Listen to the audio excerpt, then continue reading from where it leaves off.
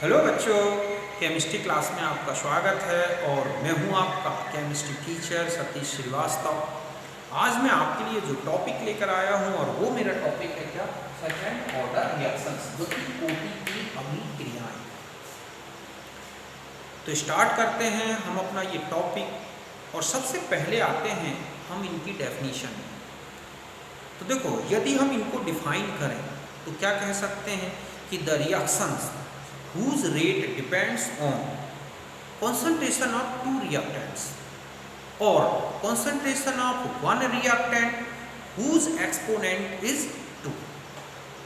मतलब है कि ऐसी रिएक्शंस जिनका रेट जो है दो रिएक्टेंट की कॉन्सेंट्रेशन पे डिपेंड करता है, या फिर हम कहें कि एक रिएक्टेंट की कॉन्सेंट्रेशन पे डिपेंड करेगा लेकिन उसकी कॉन्सेंट्रेशन टर्म की पावर क्या होगी, 2।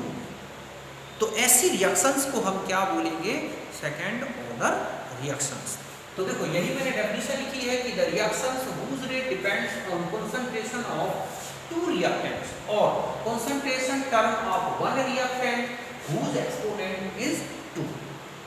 मतलब है कि इस तरह से या तो एक ही रिएक्टेंट होगा लेकिन उसका एक्सपोनेंट कितना होना चाहिए, 2, अर्थात उसके 2 मोल रेट ऑफ रिएक्शन को डिटरमाइन करें, या दो रिएक्टेंट अलग अलग भी हो सकते हैं। जैसे basic hydrolysis of ethyl acetate में आप देखोगे कि इथाइल एसीटेट और NaOH दोनों रेट ऑफ रिएक्शन को डिटरमाइन कर रहे हैं, जबकि ये रिएक्शन देखो आप तीनों, इसमें एक ही रिएक्टेंट है लेकिन उनके 2 मोल्स रेट ऑफ रिएक्शन को डिटरमाइन कर रहे हैं। तो इस तरह की रिएक्शन सीधा है कि जिनकी कॉन्सेंट्रेशन टर्म की जो एक्सपोनेंट है या पावर है उनका सम अगर 2 आता है तो फिर वो रिएक्शन किसको फॉलो कर रही है, सेकंड ऑर्डर।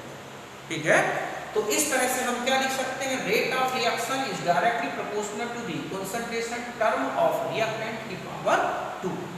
और आगे हटा दें तो ये ठीक है, इस साइन को हटाएं तो हमारे पास एक नया कांस्टेंट आ रहा है और इसको बोलते हैं हम क्या, rate constant of second order reaction.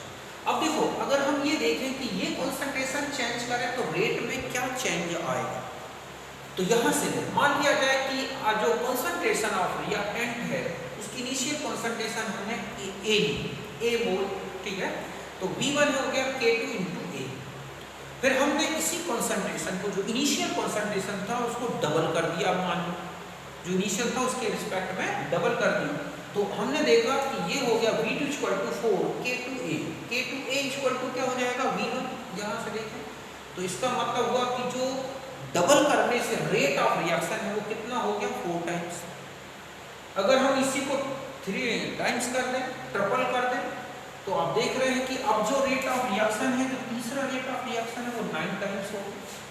तो इस तरह से रेट ऑफ रिएक्शन चेंज होता है रिएक्टेंट की कॉन्सेंट्रेशन को चेंज करने से। अगर इस तरह का क्वेश्चन आता है कि कॉन्सेंट्रेशन को डबल करने से rate of reaction 4 times change हो जाता है, तो बताएं ऑर्डर क्या है, तो सीधा सा है कि ऐसी रिएक्शन का ऑर्डर क्या होगा, सेकंड ऑर्डर होगा। समझ गए ना। अब हम यहाँ पर अगर एक ग्राफ देखें तो यहाँ पर हम कॉन्सेंट्रेशन है और यहाँ वेलोसिटी, तो इस तरह से हमें क्या मिलेगा, एक स्ट्रेट लाइन जो ओरिजिनल पॉइंट से जा रहा है लेकिन इसका स्लोप थोड़ा ज़्यादा है।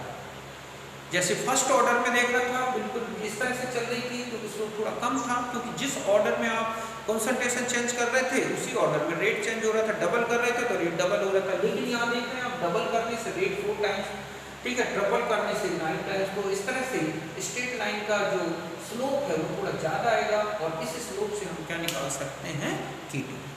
ये मैंने एग्जांपल्स लिखे हैं इनके, जिन्हें आपको याद रखना होगा, तो इससे आप क्या करें, नोट करें।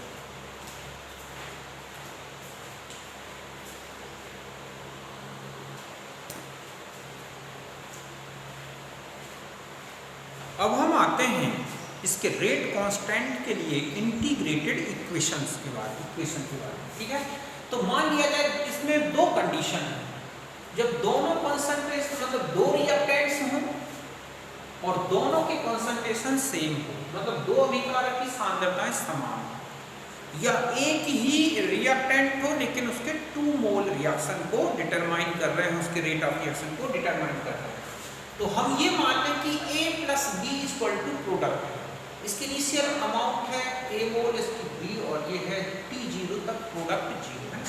ये हो गया जब तो ये हो गया a माइनस एक्स, तो ये क्या हो गया b माइनस एक्स। तो rate of reaction with respect of product के रिस्पेक्ट में लिखे तो हम ऐसा लिख सकते हैं dx अपॉन dt, x मतलब प्रोडक्ट की अमाउंट तो समय के साथ बढ़ रही है तो यहाँ पॉजिटिव साइन आएगा, तो a minus x into b minus x. तो यहाँ पर चूंकि हमने सेम कॉन्सेंट्रेशन ली है, मतलब a इक्वल टू b है, तो उनकी a minus x equal to b minus x, ये दोनों बराबर होंगे तो हम ऐसा भी लिख सकते हैं, मतलब हम इसको क्या लिख सकते हैं a माइनस एक्स का स्क्वायर। बस इसी को और आगे बढ़ते जाएं और अब हम इसका इस तरह से इक्वेशन इसी को हम ऐसा लिखें और अब इसका हम क्या करते हैं डिफरेंशिएशन। तो इसका तो डिफरेंशिएशन करो, सॉरी इंटीग्रेशन, सर क्या करते हैं हम इसका इंटीग्रेशन। तो जब हम इसका इंटीग्रेशन कर रहे हैं तो इसका तो आएगा 1 upon a minus x, k2 का k2 dt का t आ गया और ये एक फिर कांस्टेंट c आ गया। अब हम क्या करें, इस c की वैल्यू इसी इक्वेशन से कैलकुलेट करें। कैसे कैलकुलेट करें, t इक्वल टू क्या कर दें 0, तो x की वैल्यू भी क्या हो जाएगी 0, क्योंकि t 0 तो x 0। तो इस तरह से c इक्वल टू कितना आ गया 1 अपॉन a। इसी c की वैल्यू को, ये इक्वेशन 1 था, ये क्या है 2, तो हम ऐसा लिख सकते हैं फ्रॉम 1 एंड 2। तो इसको पुटअप करेंगे तो हमारा लास्ट इक्वेशन ये निकला है और उसी को हम ऐसा लिख सकते हैं, इसी को हम इस तरह से भी लिख सकते हैं। तो ये सब क्या है सेकेंड लॉ का जो है इंटीग्रेटेड इक्वेशन है k के लिए। जब दो रिएक्टेंट हो, मतलब दो रिएक्टेंट्स हो और उनकी कॉन्सेंट्रेशन सेम हो, या एक ही रिएक्टेंट हो लेकिन उसके 2 मोल रिएक्शन को, रेट ऑफ रिएक्शन को डिटरमाइन करते हैं, तब ये इक्वेशन यूज होगा। यहाँ x क्या है प्रोडक्ट अमाउंट मोल पर लीटर में, मतलब कॉन्सेंट्रेशन, यहाँ पे है प्रोडक्ट कॉन्सेंट्रेशन, ठीक है, ये क्या कहलाएगी प्रोडक्ट कॉन्सेंट्रेशन। ठीक इसी तरह से ये लेफ्ट कॉन्सेंट्रेशन ऑफ क्या है reactant a minus x, a क्या है इनिशियल कॉन्सेंट्रेशन ऑफ रिएक्टेंट, सुनोगे ना, मतलब x उत्पाद की सांद्रता a माइनस एक्स, अभिकारक की बची सांद्रता, और a क्या है अभिकारक की प्रारंभिक सांद्रता। तो यहाँ तक आप इसे नोट करें, सुनोगे ना।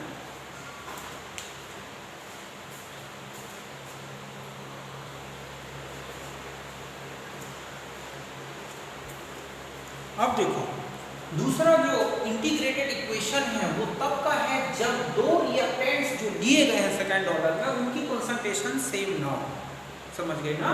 तो देखो यहाँ से ले हम a और b, वही प्रोडक्ट की इनिशियल कंसंट्रेशन ये ले लें, t टाइम के पश्चात क्या बची a माइनस एक्स और ये क्या बची b माइनस एक्स। तो रेट ऑफ रिएक्शन हम ऐसा लिख सकते हैं और आगे बढ़ा दें ऐसा लिख सकते हैं, यहाँ ऐसा लिख सकते हैं। अब इसकी जो वैल्यू है ना bx upon a minus x b minus x, mathematically एक सॉल्यूशन है उसका जो ये आता है, ठीक है। तो इसका वैल्यू इतना होता है मैथमेटिकली सॉल्व करने पे। आपको यहाँ तक ये ध्यान रखना है इसका ये, क्योंकि ये लाना इससे ये लाना काफी लंबा डेरिवेशन है, तो हमें यहाँ से याद रखना है बस। फिर हम इसके आगे बढ़ें तो हम इसका क्या कर दें इंटीग्रेशन पूरे इक्वेशन का। तो इस तरह से आपने इसका क्या कर दिया इंटीग्रेशन। तो ये वही है कि 1 अपॉन या dx upon b minus x, तो क्या हो जाएगा minus log b minus x, इसका क्या हो जाएगा minus log a minus x, और माइनस माइनस पे यहाँ हो गया प्लस, ये हो गया k2 और k मतलब k2 plus into t plus c। या हम इसी को और आगे बढ़ाते जाएं तो ऐसा लिख सकते हैं 1 upon a minus b log a minus x, क्योंकि log a minus log b हो गया ना, और इसको इस तरह से यहाँ तक c। अब हमें c की वैल्यू इस इक्वेशन से कैलकुलेट करनी है। तो देखो टाइम 0 कर रहे तो x 0 हो जाएगा, तो यहाँ से 0 यहाँ 0 ये यहाँ, तो हम इसको ऐसा लिख सकते हैं। तो c इक्वल टू ये आ गया 1 upon a minus b log a upon b। हम इसकी वैल्यू अब इस इक्वेशन में पुट अप करेंगे तो हमारा एक नया इक्वेशन बन जाएगा। तो पहले आप यहाँ तक करें।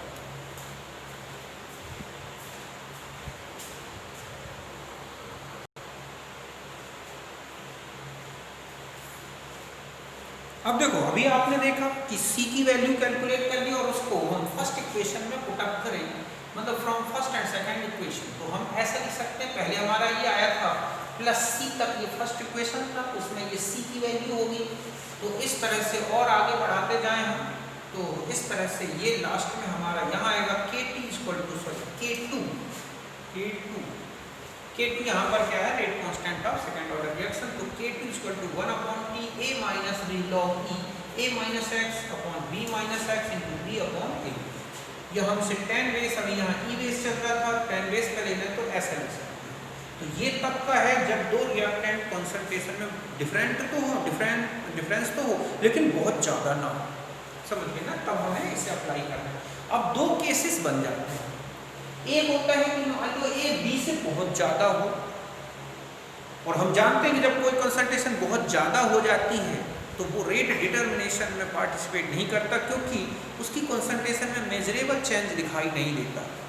तो हम ये मान लें कि a b से बहुत बड़ा है, तो a माइनस एक्स को कितना रख सकते हैं कि मतलब a में से x निकल भी गया तो भी वो लगभग a के बराबर है।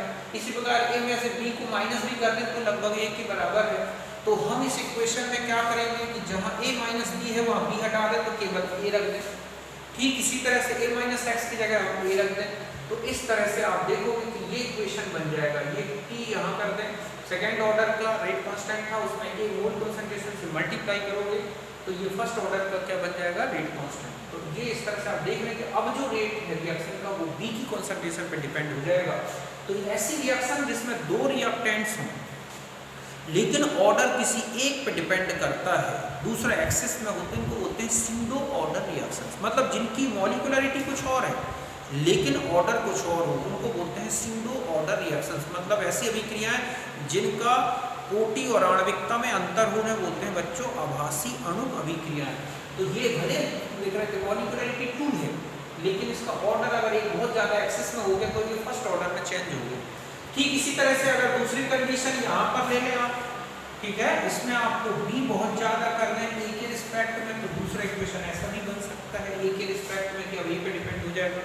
तो यहाँ पर k dash k2 dash a equal to, मैंने यहाँ पर k डैश रखा है, मतलब ये है, ठीक है, k डैश a ये फर्स्ट ऑर्डर का रेट कांस्टेंट है। या इसी तरह से हम यहाँ पर जो है k2b जो है यहाँ पर ले लें, ये k2b आएगा तो उसकी जगह k डबल डैश रख दिया। मतलब ये है कि सीधा है, चाहे ये इक्वेशन हो चाहे ये है, ये फर्स्ट ऑर्डर को फॉलो करता है। ये जब a बहुत ज़्यादा हो, ये तब जब b बहुत ज़्यादा हो। ये रेट आप देख रहे हैं b पे डिपेंड हो गया, ये a पे डिपेंड हो गया। तो इस तरह से सेकेंड ऑर्डर रिएक्शन के ये 2 केसेस हैं। और एक इक्वेशन ये है जब कंसंट्रेशन डिफरेंट हो लेकिन बिल्कुल बहुत ज़्यादा डिफरेंस ना हो, और जब दो रिएक्टेंट की कंसंट्रेशन बराबर हो। तो कुल मिलाकर इनके 4 फॉर्मूला बन गए, समझ गए ना। तो आप इसे नोट करें।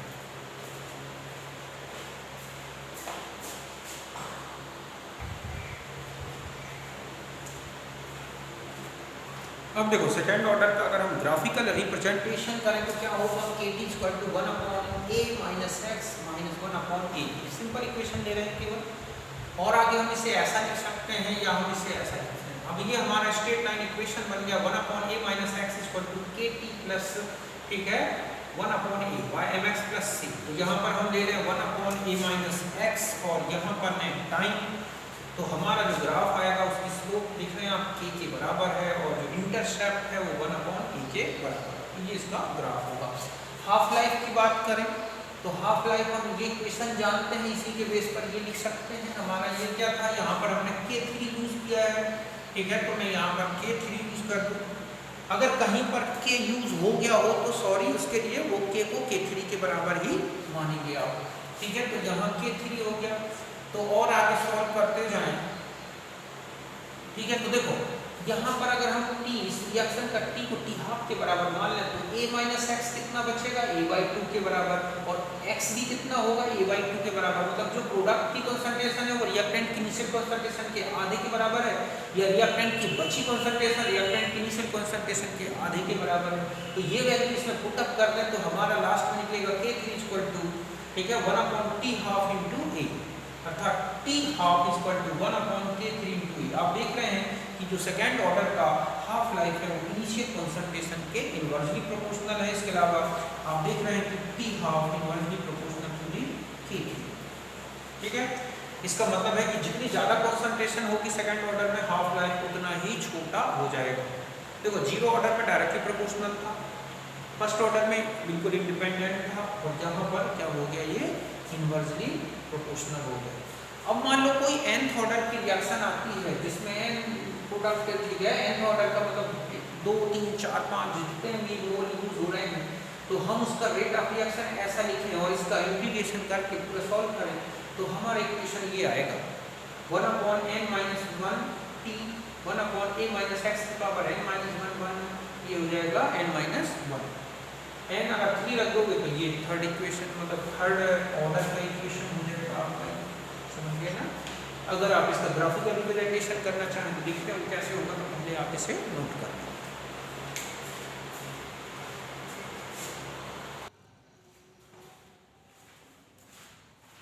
अब देखो nth ऑर्डर का अगर हम ग्राफिकल रिप्रेजेंटेशन करें उसके रेट कांस्टेंट इक्वेशन का, तो हम इसको ऐसा लिखें, ये एक क्या बन गया स्ट्रेट लाइन इक्वेशन में n-1 k × t = 1/a-x⁻n-1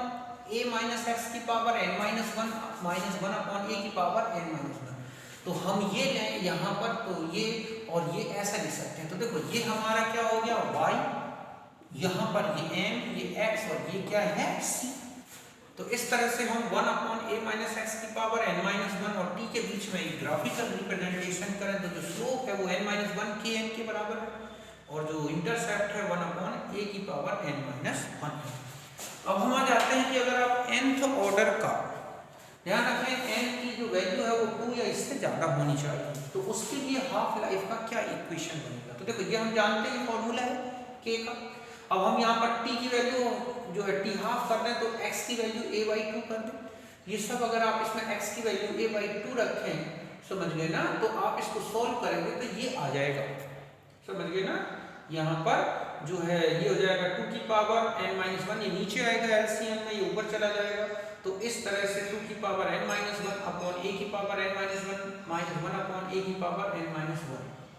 और एलसीएम ले लो आप a-1 को, तो हम इसको और सॉल्व करें तो हम यहाँ तक लिख सकते हैं। मतलब ये है जो इक्वेशन है ये किसी n ऑर्डर की, ठीक है, ऑर्डर की रिएक्शन के हाफ लाइफ के डिटर्मिनेशन में यूज होगा जब n की वैल्यू 2 के बराबर हो या इससे ज्यादा हो, तब ये इक्वेशन आ जाएगा। और इस तरह से आप इस इक्वेशन को देख सीधा पता चल रहा है कि जो t हाफ है किसी n ऑर्डर का, वो कंसंट्रेशन टर्म जो भी है, मतलब जो कंसंट्रेशन है इनिशियल कंसंट्रेशन ऑफ रिएक्टेंट जो है उसकी n-1 पावर के इनवर्सली प्रोपोर्शनल है। अगर हम ये कहें कि यहाँ पर 0 ऑर्डर रख दें तो आप देखोगे कि 0 ऑर्डर कर दोगे तो डायरेक्टली प्रोपोर्शनल हो जाएगा, 1 कर दोगे तो बिल्कुल इंडिपेंडेंट हो जाएगा, 2 रख दोगे तो इनवर्सली प्रोपोर्शनल हो जाएगा, 3 रख दोगे तो square inversely proportional of a square के बराबर हो जाएगा। तो इस तरह से ये हमारा क्या हो गया, एक nth ऑर्डर की रिएक्शन के हाफ लाइफ तक के लिए रिलेशंस हो गए। तो मैंने आपको सेकेंड ऑर्डर के सारे रिलेशंस बता दिए, nth ऑर्डर के लिए बता दिए। अब हम जो है अगला जो वीडियो लेंगे उसमें हम आ जाएंगे इससे रिलेटेड कुछ न्यूमेरिकल प्रॉब्लम्स के बारे में। तो इनके ग्राफिकल रिप्रेजेंटेशन विशेष ध्यान रखने हैं और इनके हाफ लाइफ के रिलेशंस, समझ गए बच्चों। अब हम मिलेंगे नेक्स्ट वीडियो में, तब तक के लिए बाय, थैंक यू, नमस्कार।